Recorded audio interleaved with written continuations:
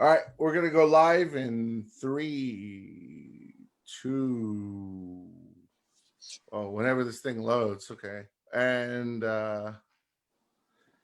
we are live, Mr. Olstad. Hello. Hi, Joe. Hey, how's it going, man? So Good. I want to thank everybody for joining us today. And today, the VTE web series we are so fortunate to have Mr. Pete Olstad. Pete, thank you so much for joining us today, man. Thank you, Joe. Good afternoon. And if some of you don't know Pete's work, Pete has worked with Maynard Ferguson, Buddy Rich, Woody Herman, Julio Iglesias, the who's who of the entertainment industry, an alum of the Berklee School of Music, and in my opinion, one of the finest players in the country.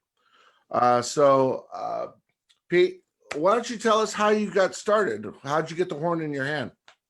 Okay. Well, I'll skip the details of birth and the early years. Right. I joke around. People say, "Well, tell me your story," and I'll say, "Well, I'd like to start at the beginning, birth." Birth. Well, no, I'm just joking. But I was born and raised in the San Fernando Valley born in Burbank and raised in North Hollywood, which is the next city over. I'm from North Hollywood. Are you? Yeah. Yeah. I lived over on right by North Hollywood High School. Oh, I went to North Hollywood High School. Really? Yeah. It's now called Valley Village. Yeah. And my dad's house, he sold in 1971 for $30,000, is now probably over $1 million. 1.7. Yeah. Something like that. Yeah. My mom was a church organist and a music choral instructor, and my dad worked at Lockheed Aircraft in Burbank. So a fairly normal suburban life. He was a Boy Scout master at a Boy Scout troop in Van Nuys, and he had this idea. He bought a bugle at Sears and Roebuck, like, I don't know, $15, and with the hopes that maybe one of the Boy Scouts would learn it, and on some of their hikes and the campouts and all that, he romanticized somebody playing reveille and taps at night, and it never happened. So one day I picked it up and I noticed that I could actually get a sound out of it, and I liked the sound, and that kind of went on for a couple months. And they asked me if I wanted to take lessons, and I guess I was about 9 at the time. So we found a teacher, this gentleman by the name of Henry Miranda, who was a kind of a part-time trumpet player. He did some a little bit of studio work, and he worked in some of the local concert bands, like the Burbank concert band or whatever it is. But he was an engineer, and he worked at Lockheed Aircraft. So I started lessons with him for a couple of years, like 2 years maybe. Mhm. And it was fun. The first thing he did, he wrote out all the fingerings, and then we got the Rubank method book, and he would always bring in like pop songs, like cool. like the Windmills of Your Mind and some of the things, and one of the things he would bring in were some of the Herb Alpert songs that were on the radio. Mm-hmm. And this was this was the end of the 60s, 68, 69. So I'd already heard the songs on the radio, and I like one of the things I used to like to play at was the Lonely Bull. Yeah, it's a good tune. Yeah, and the introduction, and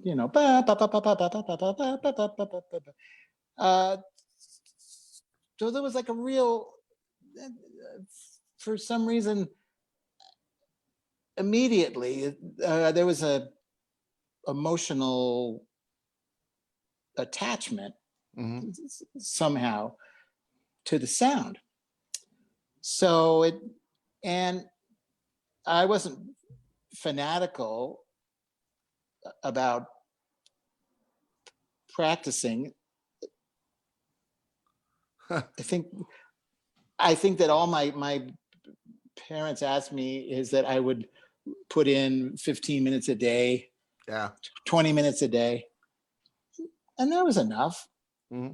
I was doing sports, some baseball and basketball and things like that. So the big change for me was my family moved to Denver, Colorado, and when I was 12 years old. Okay. So my first year of high school, I really got interested in jazz music. The band teacher that I had, his name was Bob Montgomery, and he's a very well-known like in the original IAJE. Mm-hmm.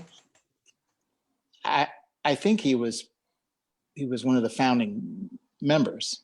Oh wow! Okay.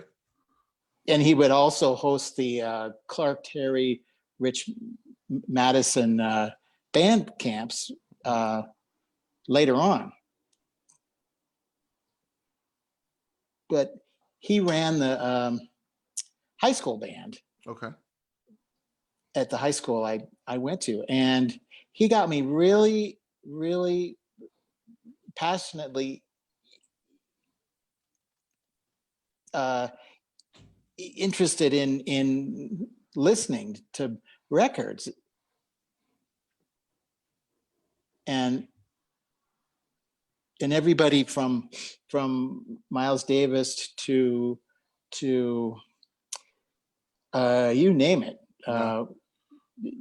Dizzy, Roy Eldridge. He had hundreds of albums, maybe thousands of albums. Wow. So I really started listening a lot, and spending a lot of time on the horn and practicing a lot. And, so after high school, I decided to go to Berkeley for a year, and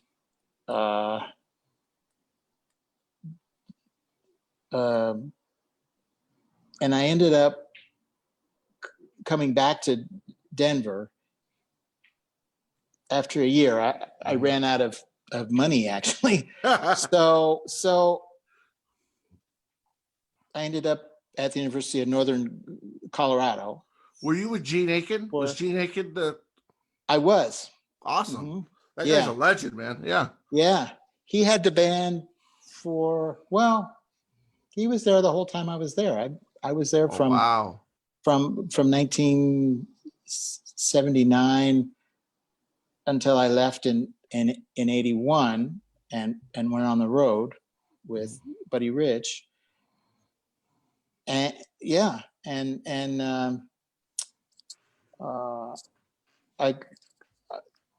I learned a lot from his rehearsals. Yeah. And the things about like cutting things off and the length of notes, and he was very, very good at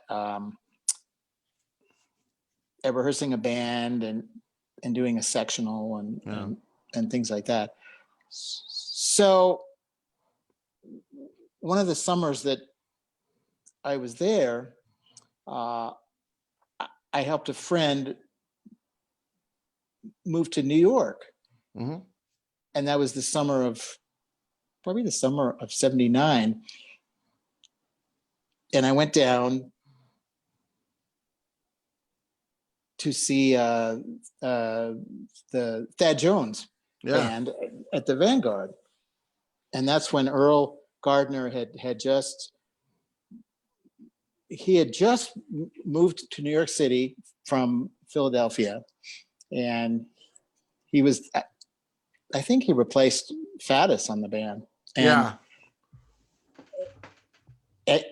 and the guy that was playing second was a gentleman from Helsinki, Finland, by the name of Simo Salami.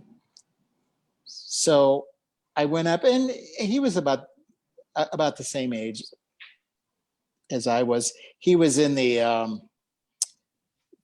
radio orchestra that they had in Helsinki there. So about a year later, he got on Buddy Rich's band, and there was an opening, and he remembered me and let me know, and that's how I got on the band. Oh, that's so. Going back, when you were like, say, when you're going through college, a lot of players have did you have any difficulties as a player? Like, what was one of the things that you had to like really work on as a player, going through school? Was it range? Was it endurance? Was it reading? Was it playing changes? What was it? Was there anything that you really had to work on? Well, I had kind of a unique situation. When I was in high school, I played lead. Mm-hmm. and a little jazz. Mm-hmm. So just kind of enough to get by. My first year of college at Berkeley, I was convinced by a friend of mine to go down and study with Roy Stevens, who is this, well, he passed away. Yeah. But he was and there's a lot of guys who use his system, and it works for them. Yeah. It really didn't work for me. Okay. And I was too young and probably too naive to only take the things that worked and incorporate them into my own embouchure. All right. So I ended up kind of giving up for almost a year. I for the most part, gave up. Yeah. So I took the summer off, and I enrolled at UNC, not even as a music major. And I had an appointment with the teacher there, whose name was William Fund, who was more of a legit guy. And he asked me to play for him, and I could hardly get a note out. Right. And he looked at me, and he got up and looked around and said, "Frankly, I don't know if I can help you, but I'll give you a couple lessons and just see what happens." So basically he kind of got me to go back under my own embouchure, and things were fine after that. But I didn't play lead through college. He gave me an old Mount Vernon Bach mouthpiece, and I used that for like the first 10 years after that. Oh wow. 3C. Wow. A really nice one. I don't think I even have it anymore. So I used that on all the gigs I did. Wow. Up until about 1985. Okay. And then I started downsizing and going shallower. Okay. So after college, I got on Buddy Rich for a while. Yeah. And I realized that I didn't have the experience, and I was nervous, and Buddy was sometimes a hard guy to work for. Yeah. So I got off that. I went home, kind of licked my wounds. Yeah. And I got a gig with this older two-beat society band called the Russ Morgan Orchestra. Okay. And I did that for almost a couple years. And that was more like we would play dances and ballrooms all over the country. And then I ended up in New Orleans for a while and did some Dixieland gigs. I worked on a riverboat. Yeah. And then I ended up going to Los Angeles and kind of staying there for a while. So, so one thing I've noticed that a lot of players like yourself, a lot of the great players have one major thing in common, and that thing is they fell in love with the instrument right away.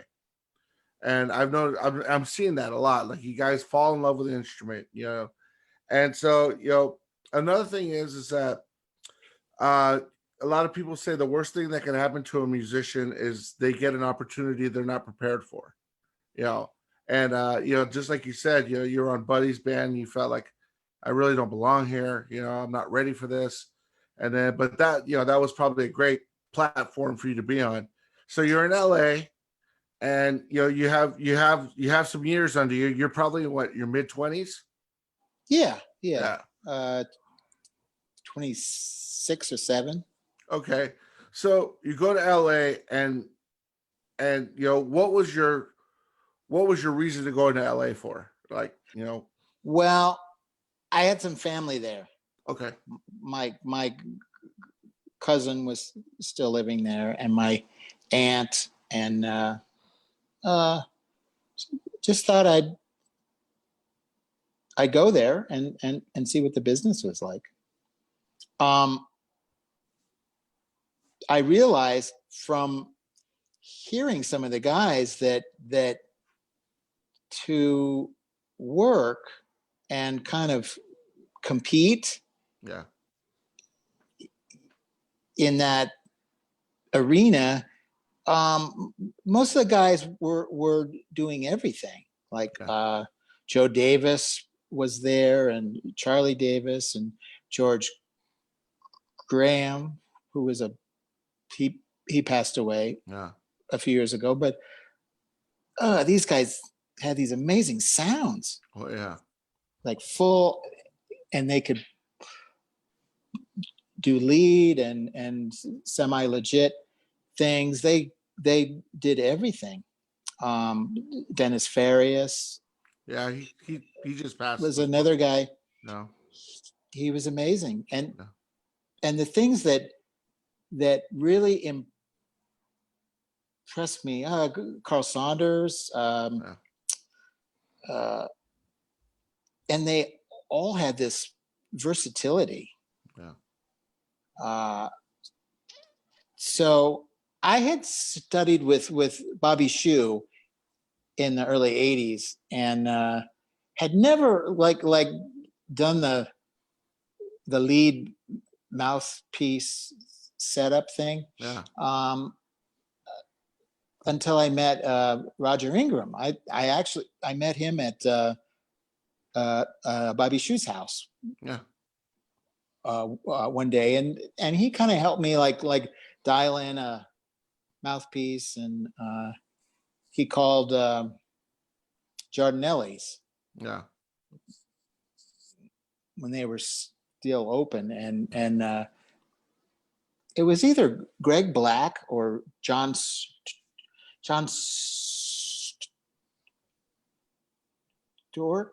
Mm-hmm. Stork. Yeah. Both of them were working there, and they made me a mouthpiece, and it was easier, and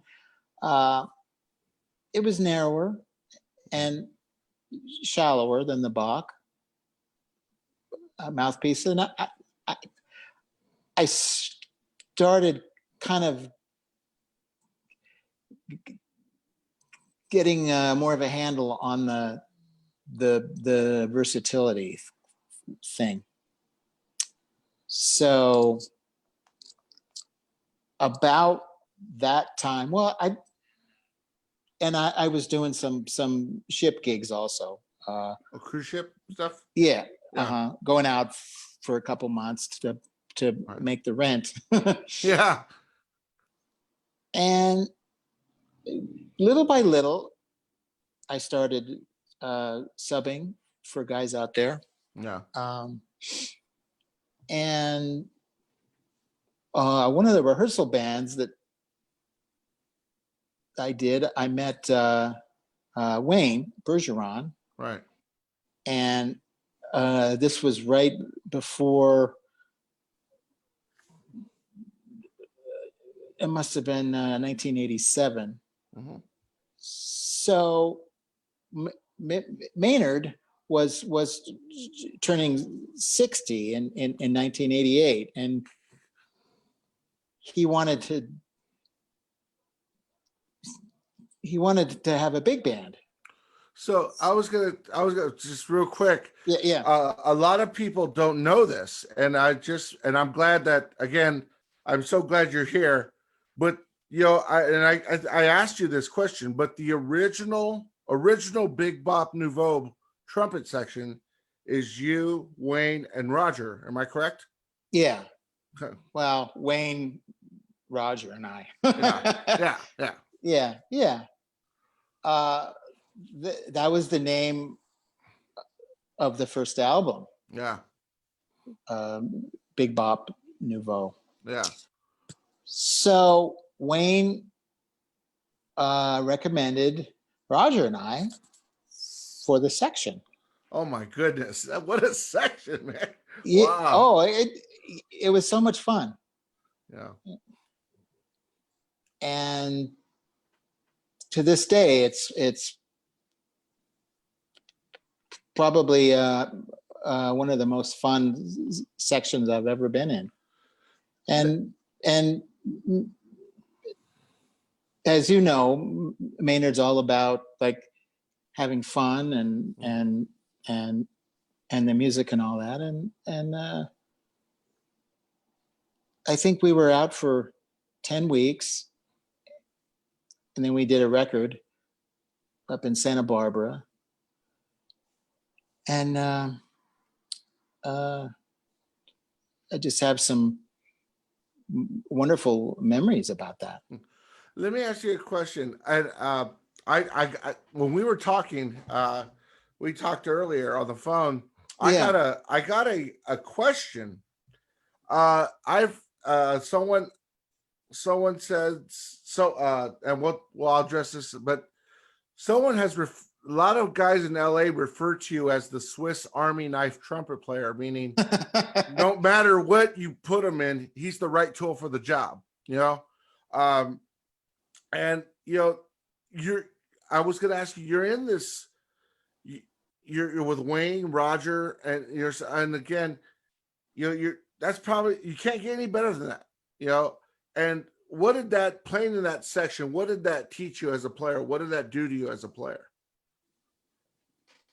Well, I think it was a matter of like doing as best as you can what your assigned role was. Like I played third, and I was just happy to be there with those guys, and Wayne had a reputation already. Roger did from Woody Herman and some of the gigs. He was a veteran at 30 years old. Yeah. He was on the road at 16 years old. Yeah. So, and it was about camaraderie and having fun. There was never, and Maynard would come up on frame and do the shout chorus. Yeah. He'd come up and stand in the middle with us. And some nights it was just amazing. It was indescribable. Yeah. And let me ask you that. What a lot of guys talk about, here's the thing. I hear a lot of Maynard alums say, you know what? Yeah, we played the charts in high school, or we played the charts in college, but there's nothing can prepare you for playing the charts with the actual band. Did you feel that way? Well, yeah, and I think in a lot of ways it's more like, well, I'll put it this way. There's a lot of guys that can play those notes, but Maynard had a way of really owning his music. Right. Like when he played Maria or MacArthur Park, he owned it. Whatever he did, it was his. Yeah. And that, I think that's important. It's I have my feelings about like tributes and guys doing the music of, and I know that a lot of it is for promotional purposes, but whatever you do, own it. Like don't be an imitation. Right. It almost becomes like a impersonation of Elvis. Right. Like, for example, I just heard a arrangement that Eric Mirashiro did of Bridge Over Troubled Waters. Oh, that's great. And he sounds so fresh on it, and he sounds amazing, but it's not a copy of Maynard. It's his personality, and maybe it's in the spirit of Maynard. And those are the things that I like to hear. Right. So he just had so much, he gave so much of himself into the music, his personality and uniqueness. Right. Now, I talked to a lot of Maynard alum, and every one of them has a Maynard moment where it was either him, Maynard performing, or when Maynard said something to them. That was that, you know, do you have a Maynard moment? I think the one that stands out is we were on the road, and it was the night that Leonard Bernstein had passed away, and he announced that before Maria. Yeah. And that was a special moment. Yeah. That's probably the one that stands out the most. Right. Because he and Leonard Bernstein, they were friends. Like I think so. Yeah. He had done that Titan suite with the New York Philharmonic. Yeah. So so he knew him. Yeah. So you're okay. So you're on the road with Maynard. Everything's great. You get off the road with Maynard. Now, Pete, you and I talked about this. A lot of people have the idea that you're on the road with a name band and you get off. You could go to any town and write your own check. That is not true. Would you agree with that? Yeah, it's not that band is a very small part of the music business. You have to realize that. Like, I remember when I was in high school, and all I used to listen to were big band albums. Maynard, Woody. I'd buy the latest Basie album, and Maynard, Woody, Kenton was making albums. And you get out in the world, and most of the people you know don't even know who those bands are. They were from another generation. Yeah. Same thing. There's a lot of guys who have been on the road bands. Not just in my era and my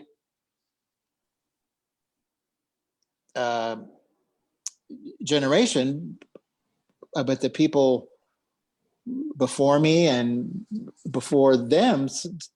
So it's not anything new. Yeah. So I really had a great respect for the people that were older than I was, that had done this, that had done the road, moved to town. So I never felt like, well, I'm going to move here and I'm going to show them a thing or two. Right. It's already been done. Right. So, you know, part of working is having guys trust you and know that that they can rely on you, and that you're not going to try to steal their work from them. Right. So there's like some morals, there's some ethics involved, and it's just kind of how I was raised, I guess. I think the reason you were so successful in Los Angeles is because you had that respect. So let's talk about your the first time I saw you, I was 14, 15. And I saw you on a Buddy Rich memorial video. Oh. And it was you, Bobby, and Charlie Davis and Dana Watson on trumpet. Yeah. And the first tune on the video was a VHS. I'm dating myself, but I used to have one of those. So, but the first tune is Mercy, Mercy, Mercy. And at the end of the thing, you slam an A, and it's like the most beautiful A I've ever heard. And I almost passed out trying to copy that thing. But the thing is that I've noticed, one of the things about your playing that before every webinar, I watch at least 40, 50 videos of the people I'm interviewing. But one of the things I noticed is that you have a reverence for your other musician. You never try to outplay them. You never try to, there's always, you always compliment anything you're in. I think, can you tell us, how did you learn how to do that so well? That's the word. I guess that's where I'm going. You compliment wherever you're at. You compliment very, very well. Well, it's funny. About an hour ago, I kind of had this thought pop into my mind, like maybe trying to explain that question. And I thought of two things: that you have to be both homogeneous and assertive when it's necessary, and when it's not, you defer. And I think the thing that I like to see people have their own moment to kind of shine out. Yeah. And a good, well, like, for example, on that specific concert, Bobby was good enough to share the lead with Charlie and I, and the soloing. Oh yeah. And again, my thought was, I'm just happy to be here with these guys. I don't, there's no need for me to try and hot dog things. Yeah. Or show them up. That's pointless. And number one, those guys are some of the best guys in the business. Yeah. And I don't have the need for that. I have the need to, when I'm asked, No. do the best job that I can possibly. Yeah. That's all. Yeah. Well, like I said, uh, and we talked about this earlier. It's like, the role of the guy sitting next to you, if you're playing lead, or the role is so important, and one of the things is not everybody can compliment Bobby. Not everybody can, you know what I mean? And so that's one thing I've noticed, that it takes a very special person to compliment guys like that, Yeah. and I just, I noticed that you do that very well. So after, let's go down the timeline real quick. After you're done Yeah. with after you were done with Maynard, you're going to LA. How do you jump on Woody's band?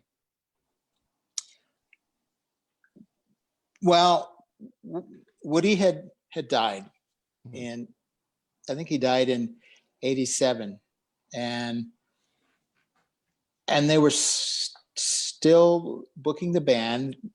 They weren't on the road full time anymore, but they had these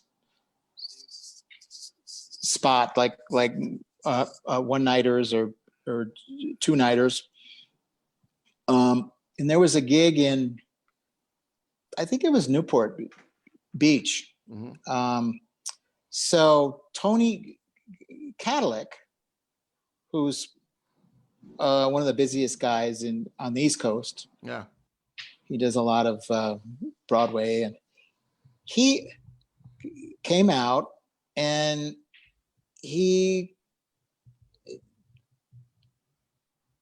I think his lips got sunburnt. Ouch. He stayed out. I don't know. Yeah. Something happened. So they were calling guys in LA. They called Wayne and Roger and Bobby Shue and Charlie Davis, Carl Saunders. Nobody was available. So Yeah. about the one of the last phone calls that they made, I think that the gig, it was either that night or the day after. Oh wow. So there wasn't time to fly somebody else in. Yeah. So at the very bottom of the call list, there's me. And I said, yes, I'd love to. I had never done the band. I'd always wanted to, and I went there, and I read the book, and they liked it, and that kind of started about a 10-year relationship,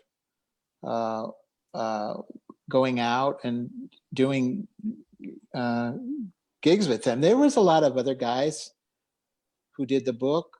There was John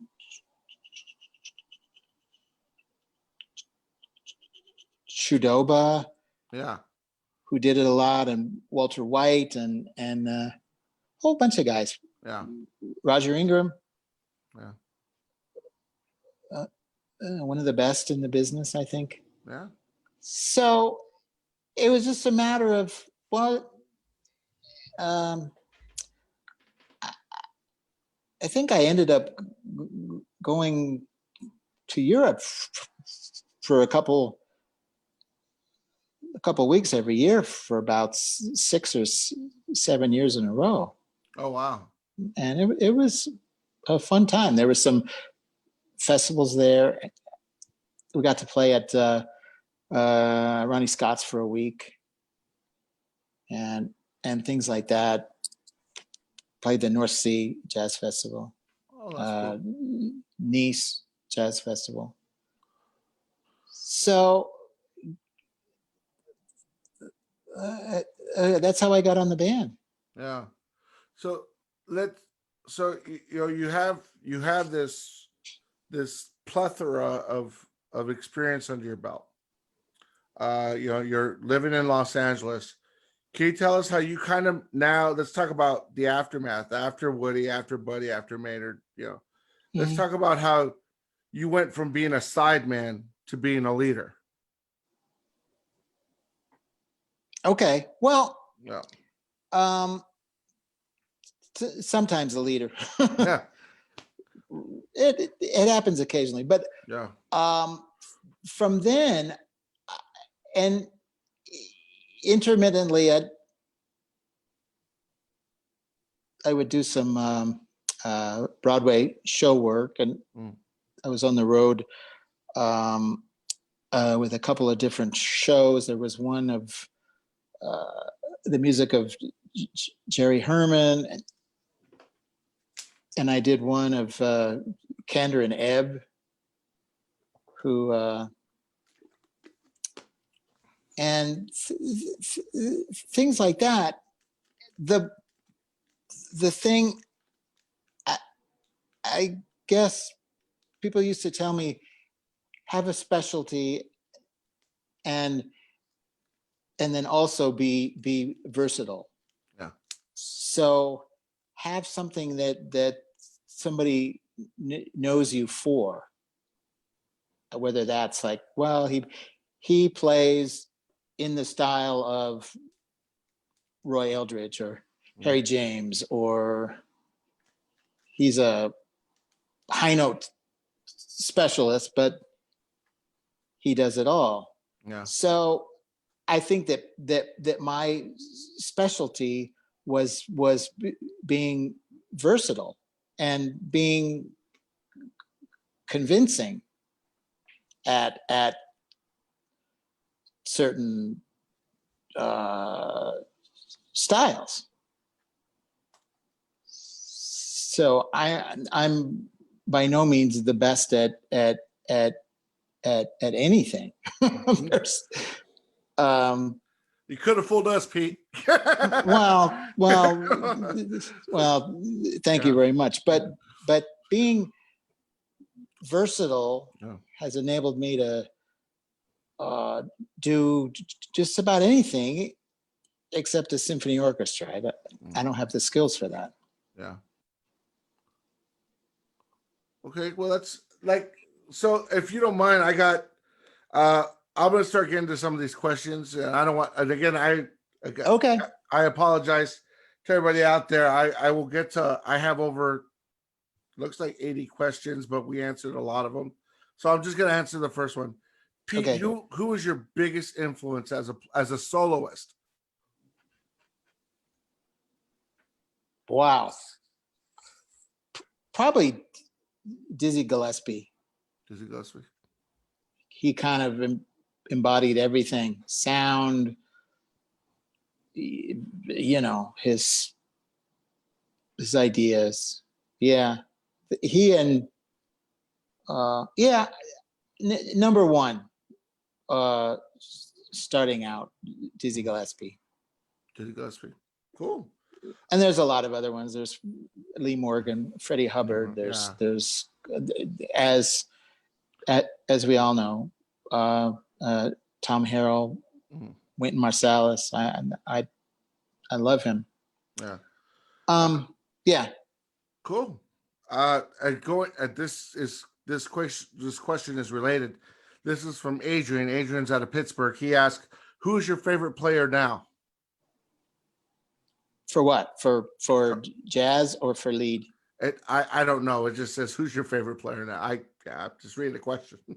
So well, I guess who's one of your favorite players now? I'm a huge fan of Greg Gisbert. Yeah, Greg, who is a buddy of mine, and he does it all. He plays great lead. He's one of the best jazzers out there, and he's very humble too. Yeah, cool. This is from Shannon out of Pennsylvania, which is Pennsylvania. Pete, what was it like playing night after night with Maynard Ferguson? Did you ever feel that you didn't belong there? No, I felt like I had a part Mhm. in his band. I wasn't. No, I was secure in my part of. Basically, you have to realize when you're on somebody else's band, you're in their world. Yeah. It's like Tom Jones. I played with Tom Jones for 10 years almost, and that was his world. I was there to augment him, and that's what a sideman does. Okay. Cool. So yeah. Okay. Cool. No. I got another question from Jason. Jason's out of North Carolina, and he asks. He says. Okay, I'm trying to word this correctly. Because sometimes they type too fast and you get typos. So it's he says, Peter,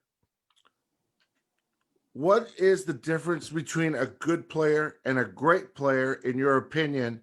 And how do you transition from being just a good player to a great player? That's a really good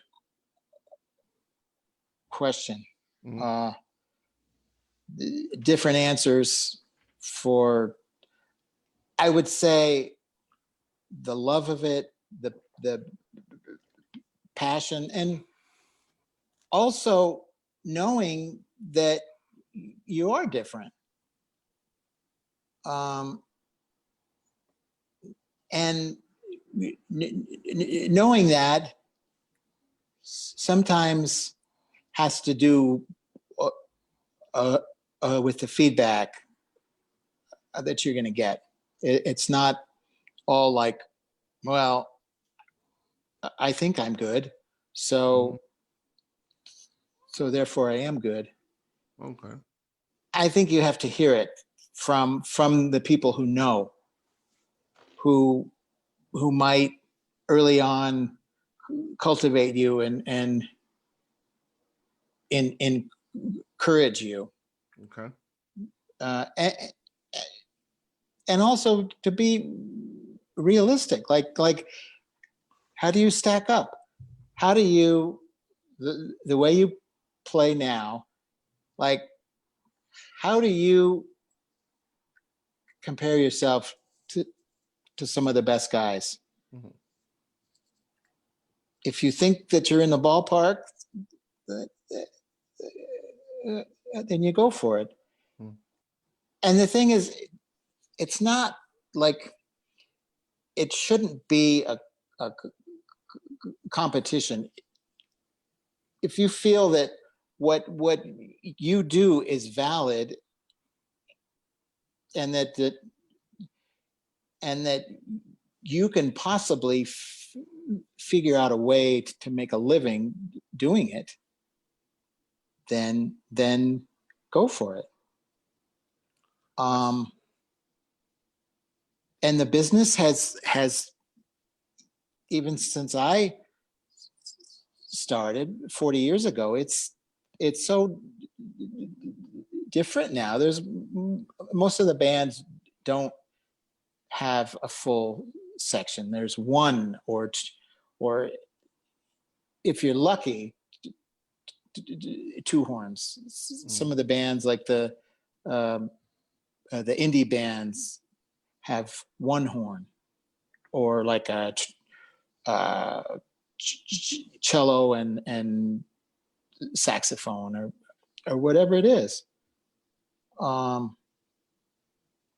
It's some of it's hinges on, does somebody like what you're doing, and do you want to make a living of it? Yeah. And if you do, then you have to figure out how to sell that, how to sell yourself. Cool. I got another question. This is from Christine. She's a trumpeter out of Toronto.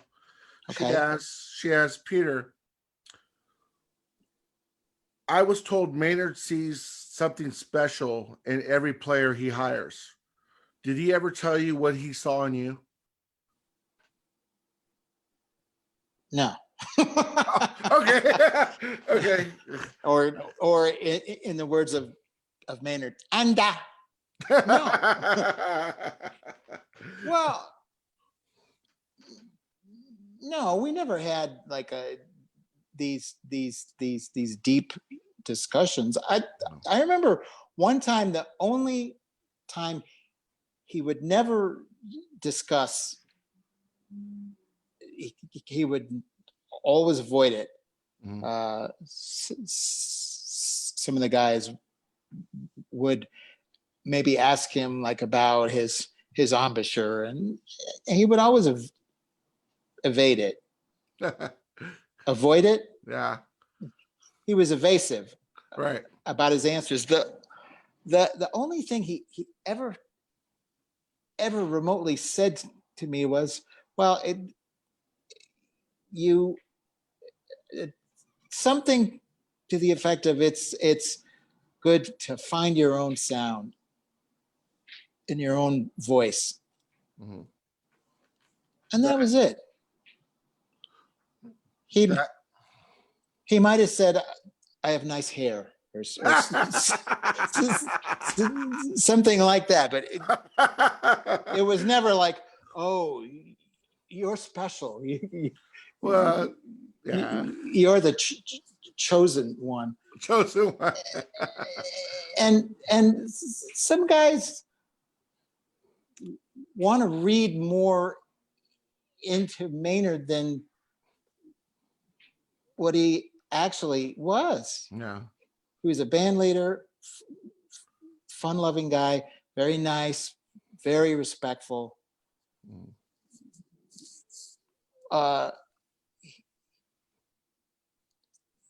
He wasn't like,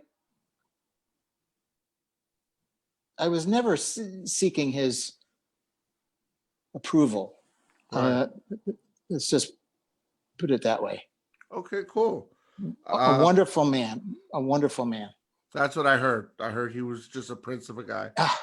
You're the one. You're the one. All right. Well, this is from Brian. Brian's from Seattle. And he asked, again, this is an equipment question. Pete, do you use a different mouthpiece for jazz than you do for lead? I try not to. I try to find one that works for both, and it's very difficult. Mm-hmm. What do you use, if you don't mind me asking? Well, it's basically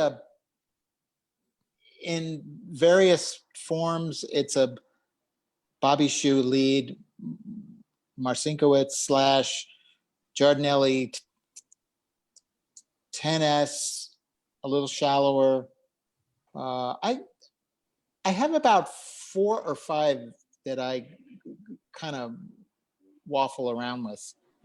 So, but it's all that they're all like fairly narrow, like they're under like a 0.630 diameter rim, which is about like a Bach, maybe like a 10.5. Giardinelli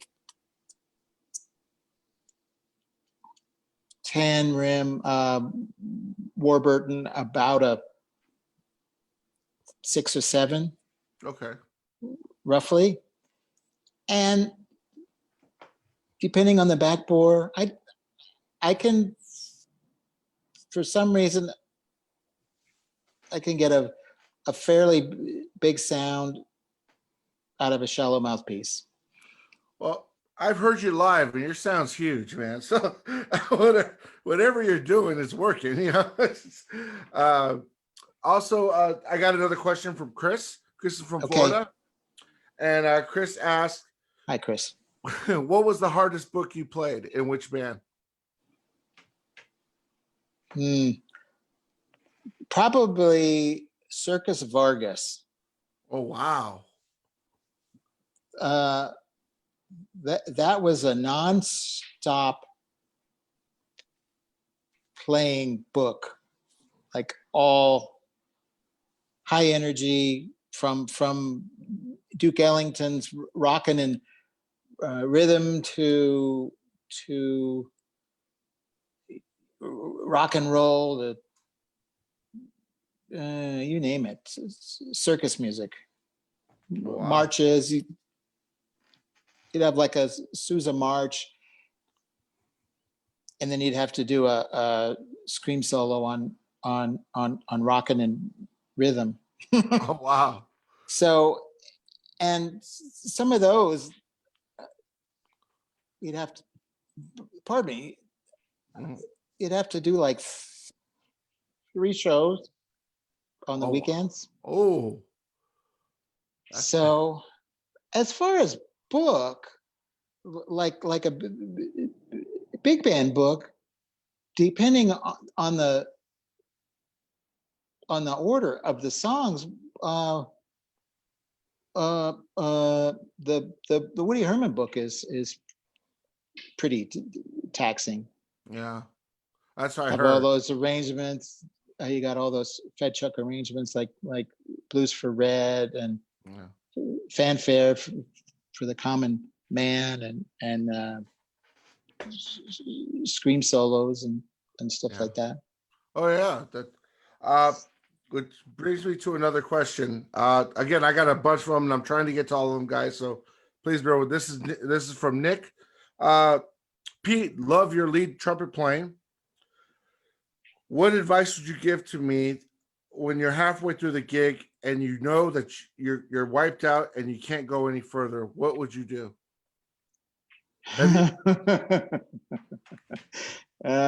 Well, yeah, that's happened. I'll sometimes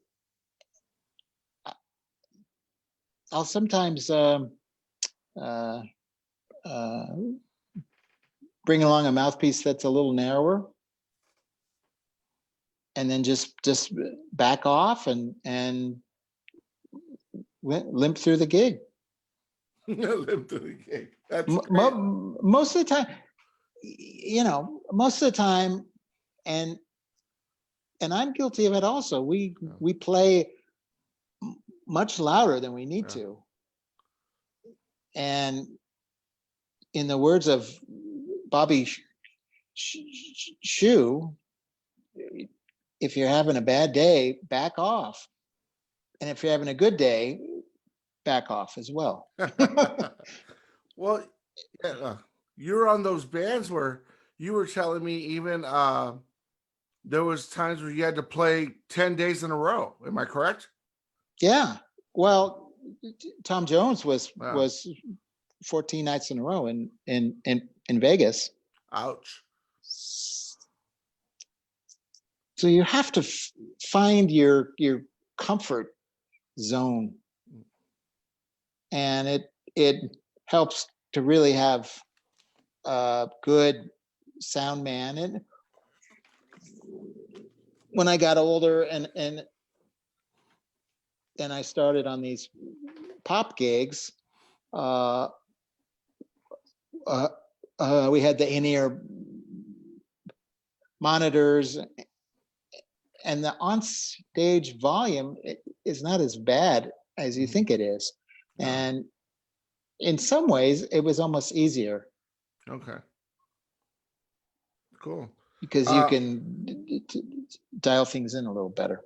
Awesome. All right. Well, this is from Charlie. Oh, Charlie, this is my buddy out of Boston. Great lead player. Great lead player. Hi, Charlie.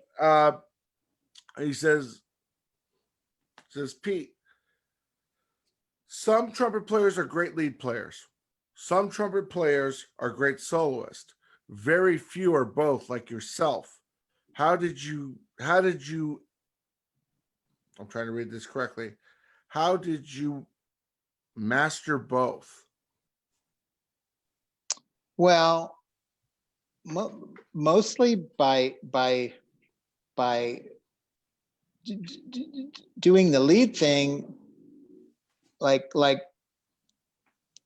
practicing for the lead playing diligently and doing the things that are necessary to build your endurance and range.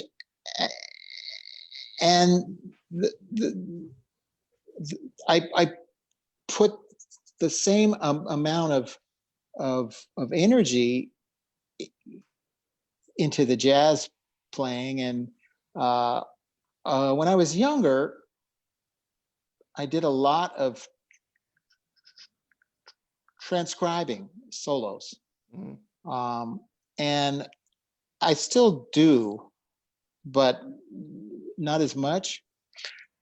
And it's just a matter of kind of focusing, like focusing on maybe your range for a portion of your day, and then you rest, and I work on the jazz for a while. Somebody asked me a while back, and I love all these hypothetical problems, but Yeah. One guy said, if you could only do one, would you play lead or jazz? And I thought about that, and I'm thinking, well, maybe when I get older, I'll just do the jazz. If the lead thing is too difficult. But it boils down to the fact that I like doing both. And often not at the same time. Some gigs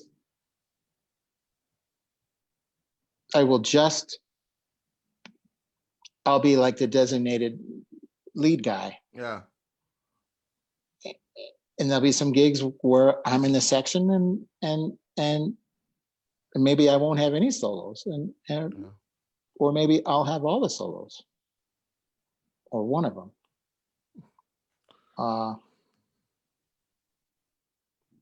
Cool. So go ahead. No, I was just gonna say that this is a very good question.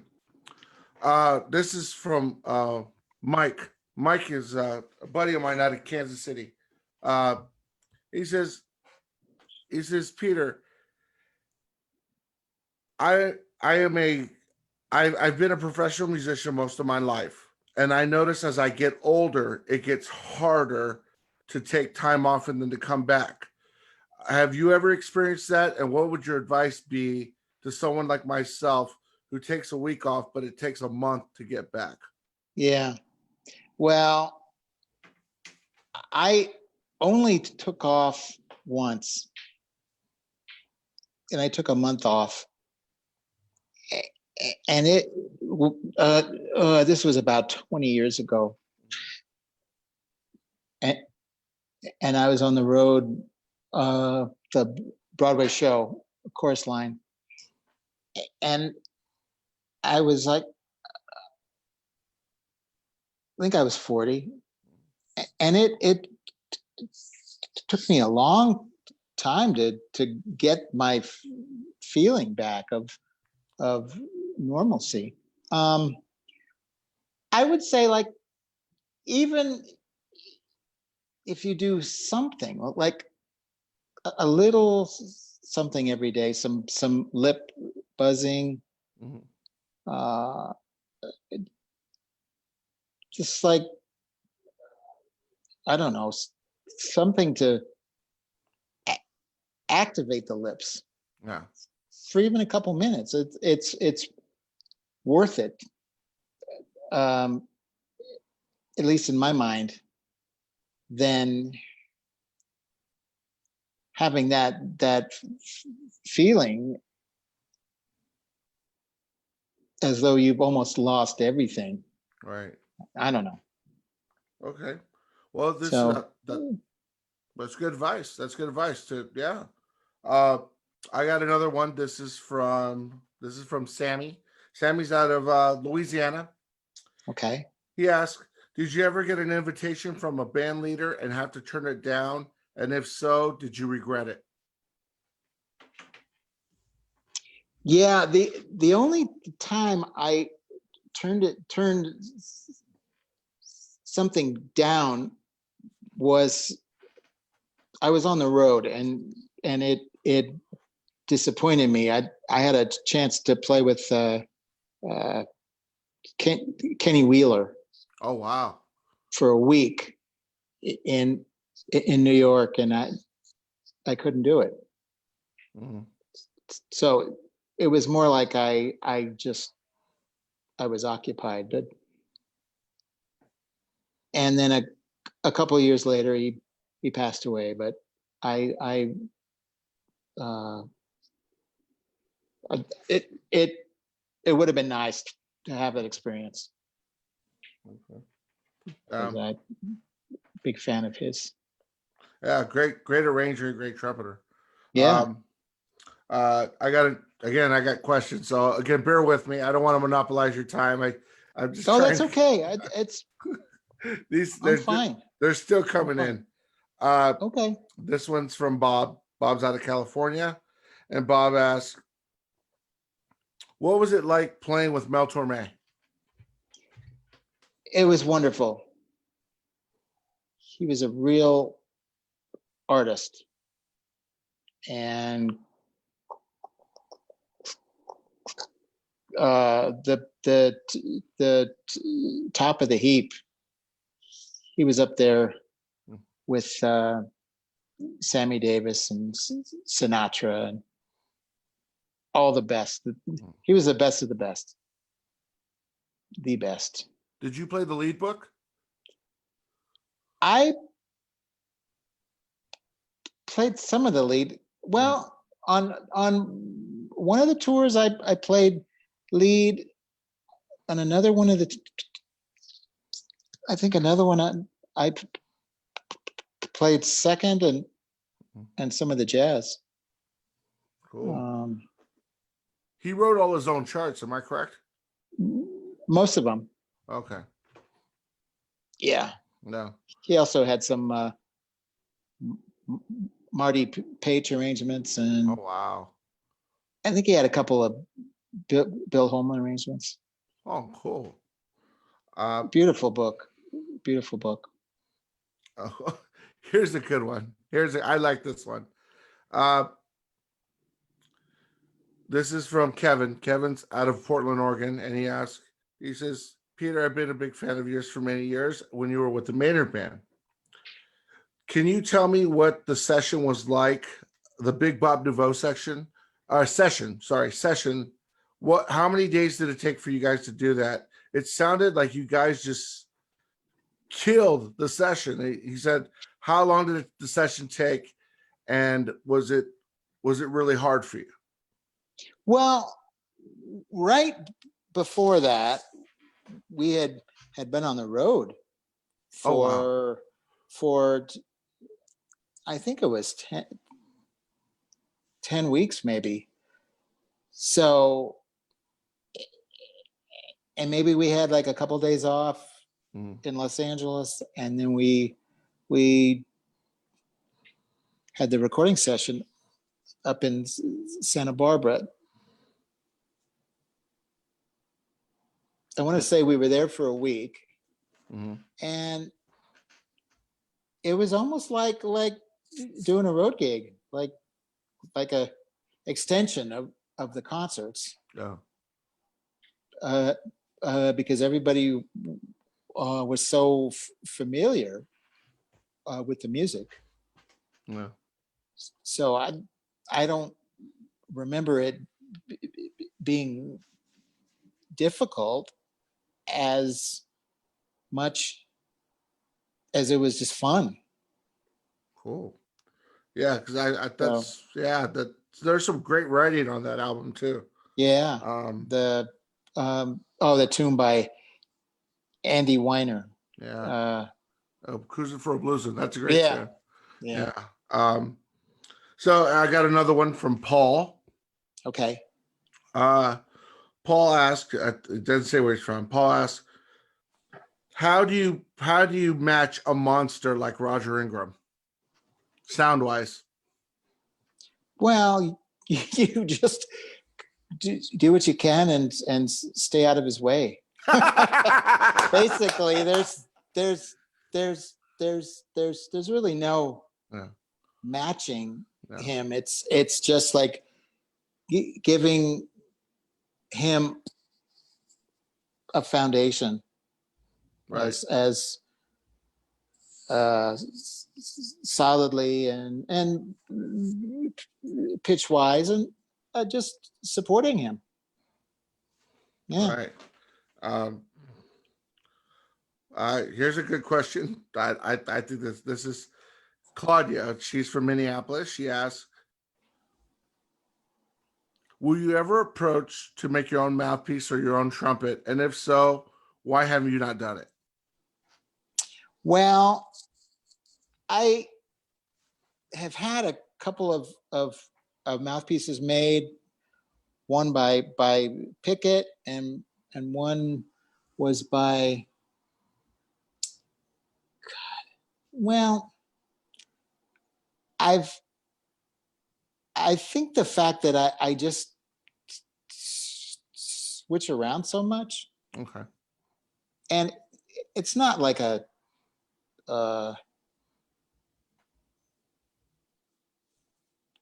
it's not a big priority right now. Mm-hmm. I don't think it ever has been. It's finding something that sounds the best for a given day or a given situation. Okay. Yeah. This one's from Jack. Jack's out of Minnesota. Again, another Minneapolis question. All right.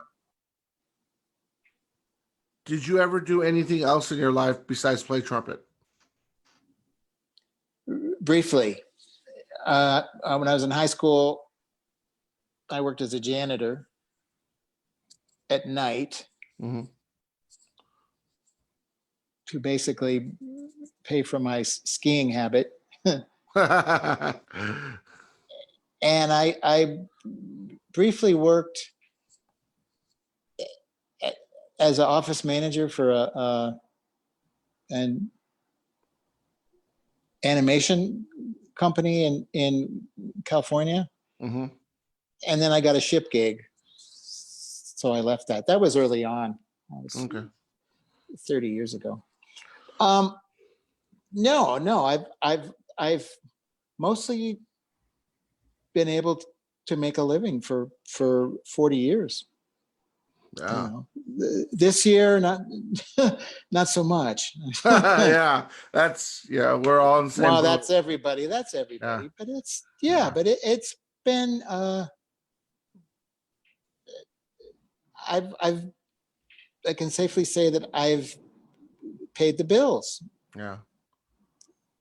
playing. This is a good question. This is from Tony. Tony asks, he's asking this question. He says, Pete, a lot of musicians, especially guys like you, say that there is a price that everyone pays when they go on the road.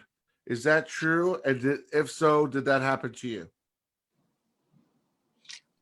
Yes and no. Okay. There was I had always,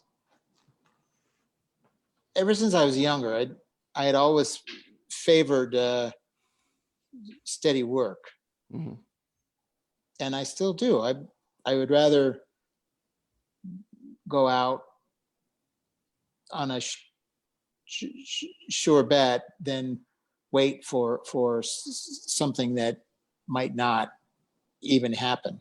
Right. And I lived in Los Angeles on and off for about 15 years. And there in that town and the culture there, going on the road is kind of the best way of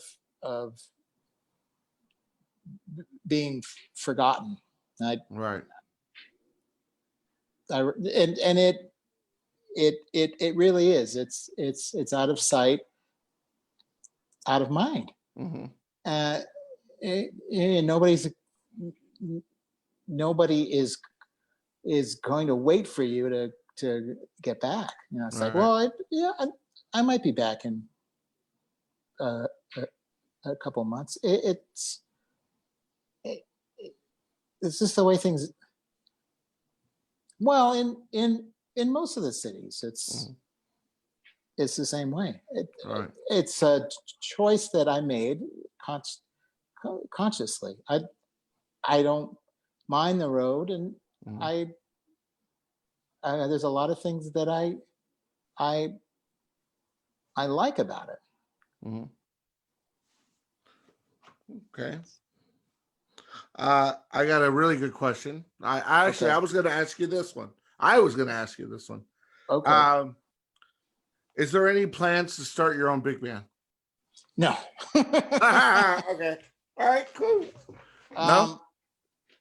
Well, I would like to do, before I get too old, I'd like to do a big band album. I have some arrangements, and I have some nice features, but I don't think to have a big band, it's a lot of work. It is. It's a lot of, I did it a while back, like 15 years ago, kind of limited, and like for example, a number of years ago, I brought up Bobby Shue, and he was the guest artist, and that was fun. And did a gig when the ITG was in Denver, like 2004. So certain things, it's fun. Mm-hmm. I like guest soloing with big bands. Mm-hmm. I've done that a few times, but actually having a big band and I don't know, I don't have a burning desire for that. Mm-hmm. Okay, cool. Kind of a boring answer. No, it's a very. I was going to ask that question. Yeah. Yeah. Okay. This is from Pat. Pat lives in Milwaukee, and he asks, Pete, what horn do you play on? I'm now on an old, it's a Yamaha 636B. It's the horn that was made before the Bobby Shue Z horn. Mm-hmm. So it's a medium bore. It plays kind of like the Z. The bell has got more copper in it. Mm-hmm. So it's a little warmer sound. Okay. So it's a pretty versatile horn. Okay. Do you use the same? Do you use it for lead as well? Yeah. Okay. Yeah. Cool. Got another question. Okay. Keep them coming. It's not nap time yet. Okay. Sitting in those great trumpet sections, which one was your favorite? Well, that was the one with Maynard, with Wayne and Roger and I. A couple of years ago, I did a big band concert with Chuck Finley and Bobby Shue and I, Oh wow. and that was really fun. Oh wow. That's And no, those are probably the most memorable ones. I was gonna ask you, this is a question for me. Going back to that Buddy Rich Memorial concert. Yeah, That must have been a blow because you guys had Louis Belson, Dennis Chambers, Steve Gadd, Dave Weckl, and Vinnie Colaiuta. yeah, That's a blow, man. Did you tape that all in one night or was that over several days? man. I think it was one night. Ouch.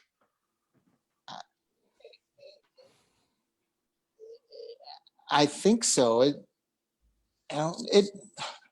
God, I don't know. Well, all the music was done one evening. Ouch. I think that each of the guys had like 3 tunes they did, Yeah. or 4 maybe. I don't even remember. I'd have to go back. That's a long night, man. Yeah. Yeah, and I noticed that you, Bobby, and Charlie, you guys did switch off, but I don't care who you are. That's a long night. That's a blow. Well, you have to realize that those tunes were done by the road bands. Yeah. And those guys, well, and we were all 30 years younger. I was 31 years old. Yeah. So Bobby was in his late 40s maybe, and Charlie's a little older than I am. Yeah. So that, and Bobby was so when you see Bobby, you almost don't recognize him because he's really thin, mhm.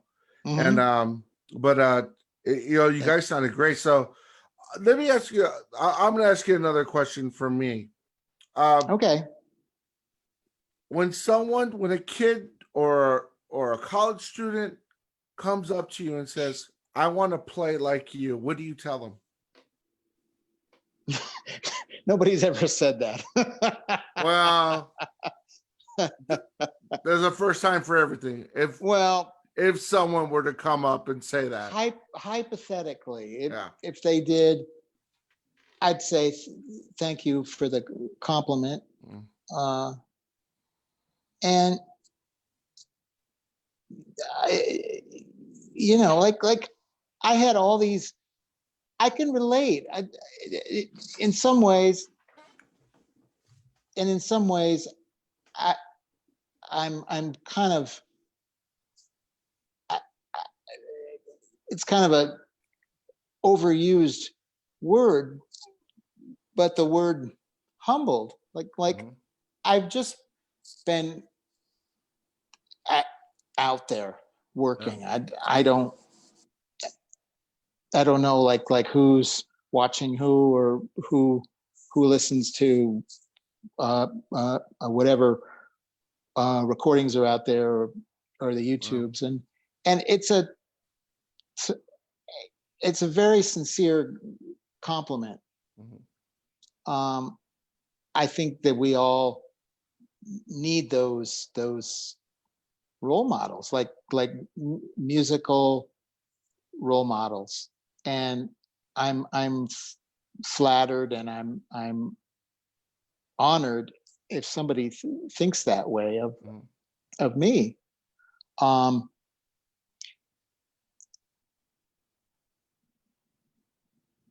I would say just try to like take that and go further with it. Do something that's special for you. I I I always had a lot of respect for the musicians that I met or that I used to listen to, like Dizzy, Roy Eldridge, Dave Stahl, Freddie Hubbard, all these guys. They all had something very special that they did at such a high level. Um, uh, Blue Mitchell's another one. Yeah. Cat Anderson, all these guys. Bill Chase. I had the good fortune of hearing all these guys live and meeting them also. And that was like so instrumental in my development to have these guys that you revered and you respected so much. And I think it's a very high compliment. Yeah. And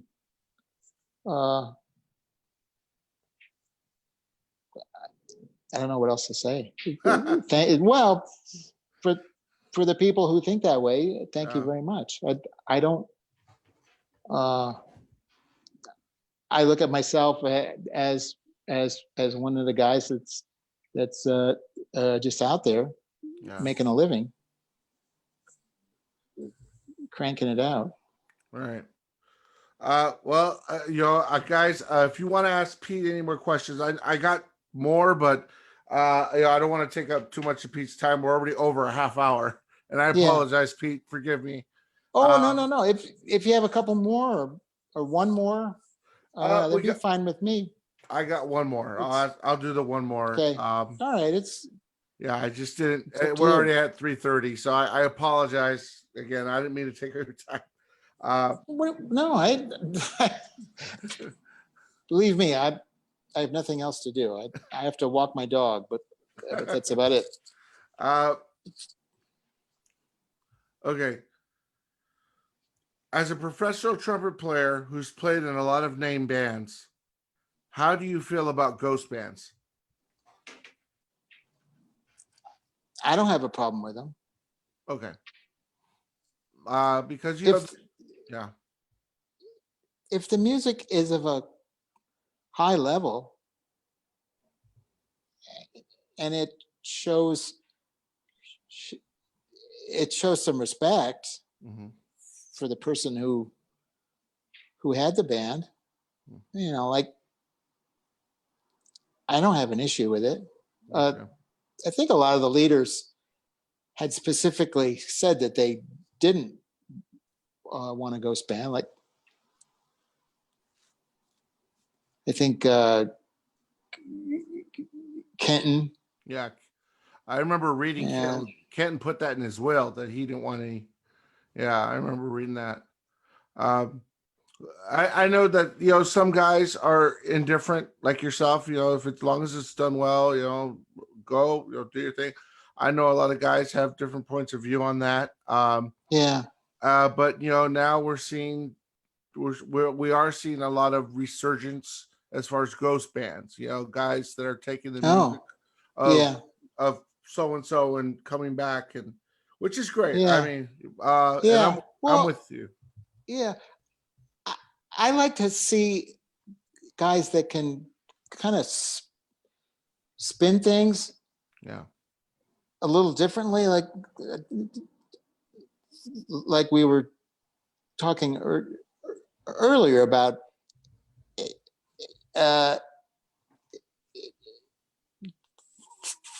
some of like the guys who play in the spirit of Maynard, like Eric Mirashiro.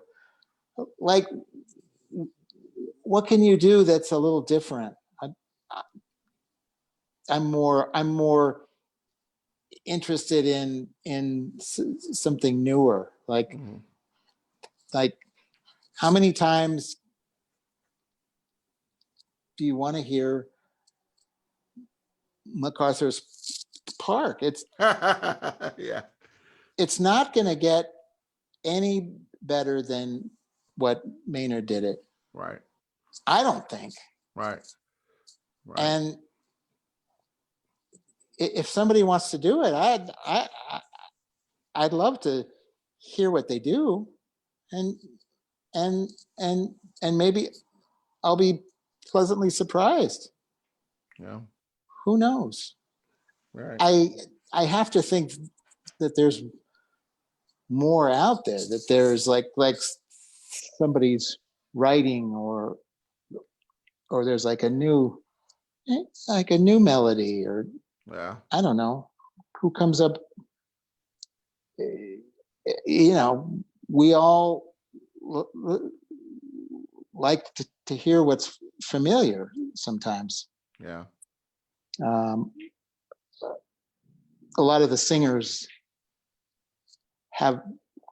who are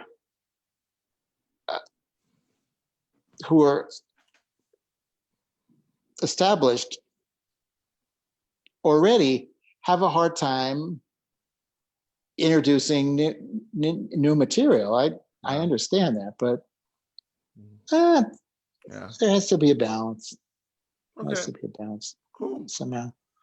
Well, I want to first of all, Pete, this has been a history lesson, and thank you for the lesson, man. I mean, it was great talking to you and hearing about all these wonderful experiences. I want to thank you for all the stuff you've done for trumpet players like myself and others. Well, Um, you know, well, thank you so much, and thanks for having me. and I really appreciate it. one more quick thing. Is there any CD projects or anything like that in the making? I did a CD a couple of years ago. I did the whole thing on flugelhorn. 5 of the tunes are my originals. If you go to www.peterolstad.com, there's some samples of it. Okay, in the link, I'll make sure I direct them to that. I'll put a link on the description when I post this on our website. And I don't know, I'm kind of, I have this idea of doing an album like Jazz at the Movies. I recently got the lead sheet for the Chinatown theme song. Yeah. And I'd like to do a recording of maybe some of the more obscure themes like that. Okay. I don't know. Yeah. Me personally, I'd love to hear you do a Latin album. That's just me. Because you do it so well, Es posible. So again, I love that style of music. Yeah, I really do. I would, like I said, that would be great. Even a single, I'd be happy with just a single. Yeah. Have you heard that the album that Brian Lynch did? Man, the Woody Shaw one. Yeah. Oh, that's that knocked me out. I heard it the first time yesterday on the radio. It's beautiful. It's beautiful, man. Oh, he's got Dave Douglas and everybody. Sean Jones. Everybody's on there. Sean's on it.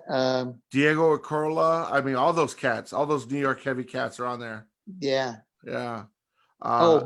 Mike Rodriguez. Oh, he's great. He's fantastic. Yeah. He's amazing. And that inspired me. It's so well done. It's very well done. It's it's that yeah, I have the album. I listen to that a lot. But again, I'm sorry, I'm off topic here, but I just want to thank everybody who joined me and Pete for this webinar. Thank you. Pete, thank you again for joining us. If you have any questions for Pete, you can go ahead and ask him on the feed here, and Pete will get to them and hopefully answer the questions you might have. Absolutely. I'll be happy to do that. Go to www.peteolstad.com and you can visit Peter Olstad. sorry. Yeah. Yeah. I'll put the link in the description below, and you visit Pete on his website and purchase his CDs and watch some of his videos. They're really good. And and thank you, Joe. And it's wonderful what you're doing and spreading the word, and hopefully inspiring another generation and keeping the music alive. That's what it's all about. Yeah. And again, just recognizing the people that have done it before me, and I think again, thank you guys. Yeah, well, I'm the same way. Yeah. So again, thank you for joining us, and we hope you have an amazing Sunday. And thank you for all who joined live, and we will talk to you next time. Have a great day, everyone.